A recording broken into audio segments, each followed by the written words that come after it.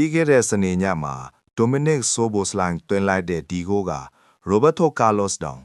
ကမ္ဘာပေါ်မှာအားအပြင်းဆုံးကန်ချက်ပိုင်ရှင်မဟုတ်တော့ဘူးဆိုတာတက်တည်ပြနေပါတယ်။ဒီဂိုးရရှိမှုအစကကိုရီကက်ပေါ်ဘောလုံးလက်ခံရရှိပြီးခံစစ်ကစားသမားရဲ့ဖိအားပေးမှုကိုချက်ချင်းခံလိုက်ရတာကနေစတင်ခဲ့တာပါ။သူ့မှာရွေးချယ်စရာတွေအများကြီးရှိနေခဲ့ပါတယ်။လူကတ်မခံထားရပဲလွတ်နေတဲ့ချီရစားစီပေးမလားနောက်ပေးမလားဒါမှမဟုတ်စိုးဖို့စားစီပေးမလားပေါ့ဒါပေမဲ့မဟုတ်ပါဘူးကက်ပိုးကတောင်းပန်းမှာလုံးဝလွတ်နေတဲ့ဆာလာကိုမြင်သွားပြီးမယုံနိုင်စရာကောင်းတဲ့ထောင်းဖြတ်ဘောကိုပေးပို့လိုက်ပါတယ်ခန်းစစ်ကစားသမားကဆာလာစီကိုအပြေးလွှာလာနေတာပါကစားသမားအများစုသာဆိုရင်ဘောလုံးကိုအရင်ထိမ့်ပြီးမှသူ့ကိုကြော်ဖြတ်ဖို့စ조사ကြမှာပါ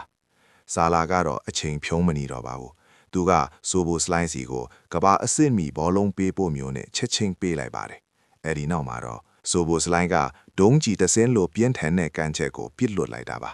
အဲ့ဒီကန်ချက်ကဂိုးပေါက်ထောင်ထဲကိုအားပြင်းပြင်းနဲ့ဒိုးဝန်းသွားပြီးလူတိုင်းကိုအားတင်းစေခဲ့ပါတယ်ဒီဂိုးကနံပါတ်8ဝစ်စင်ခဲ့တဲ့လီဗာပူးလေဂျန်ကစားသမားကျော်နံပါတ်8ကိုတတိယစေခဲ့ပါတယ်သူကဘသူလဲဆိုတာခံမှတ်မိကြလား